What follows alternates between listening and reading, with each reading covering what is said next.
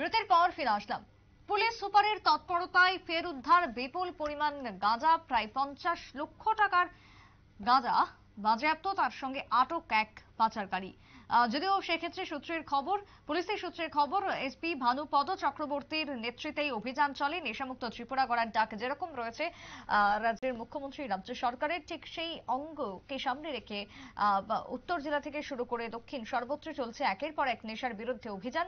সেক্ষেত্রে ভানুপদ চক্রবর্তী উত্তর জেলার পুলিশ সুপারের দায়িত্ব পাওয়ার পর থেকে একের পর এক নেশা বিরুদ্ধে অভিযান অব্যাহত রয়েছে এবং প্রত্যেকটা ক্ষেত্রে উঠে আসছে সাফল্য।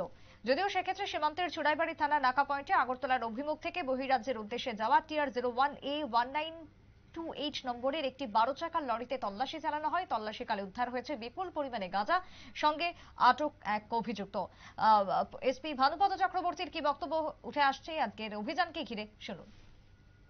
বিক্রি করে চুরাইবাড়ি নাকা, যেটা 19/8/2023 থেকে ত্রিপুরাকে নেশামুক্ত করার জন্য আমাদের রাজ্যের মাননীয় মুখ্যমন্ত্রীর আহ্বান এটা শুরু হয়েছিল। আমরা রেগুলার এখানে সাকসেস পাচ্ছি। আজকেও আমরা যে গাড়িটাকে আপনারা দেখলেন TR01AQ1928, এই গাড়িটাকে ডিটেইন করি। এই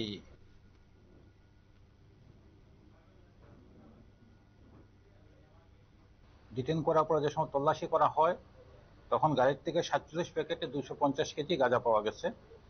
গাড়ির ড্রাইভার কাম যে মালিক সুরজিৎ মজুমদার, তার বাড়ি আগরতলাতে, তাকে অ্যারেস্ট করা হয়েছে। চুরাইবাড়ি থানাতে একটা NDPS কেস হয়েছে। আর গাড়িটা এসেছিল আগরতলা থেকে, এটা গুয়াহাটির দিকে যাচ্ছিল। আপাতত কতটুকু পাওয়া গেছে, বাকিটা আমরা বের করব। কালোবাজারের মূল্য প্রায় 50 লক্ষ টাকার মতো। Thank you. এসপি ভানুপদ চক্রবর্তীর বক্তব্য আপনারা শুনলেন। প্রায় 47 প্যাকেটের 250 কেজি গাঁজা উদ্ধার হয়েছে। আনুমানিক বাজার মূল্য 50 লক্ষ টাকা। পুলিশ সুপার যেমনটা জানিয়েছেন, গাঁজা বোঝাই লরিটি আগরতলা থেকে গুয়াহাটির উদ্দেশ্যে রওনা দিয়েছিল। গোপন সূত্রের খবর গিয়ে পৌঁছায় পুলিশের কাছে, তারপরে অভিযান, চালক গ্রেপ্তার।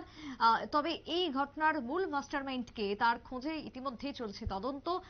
পাচারকারী চালক তথা লরির চালক সুরজিৎ মজুমদারকে পুলিশ গ্রেপ্তার করেছে এবং রিমান্ড চেয়ে ধর্মনগর জেলা ও দায়রা আদালতে প্রেরণ করা হবে বলেই জানিয়েছেন পুলিশ সুপার ভানুপদ চক্রবর্তী। একটা বিরতির পর ফিরে আসছি, সঙ্গে থাকুন।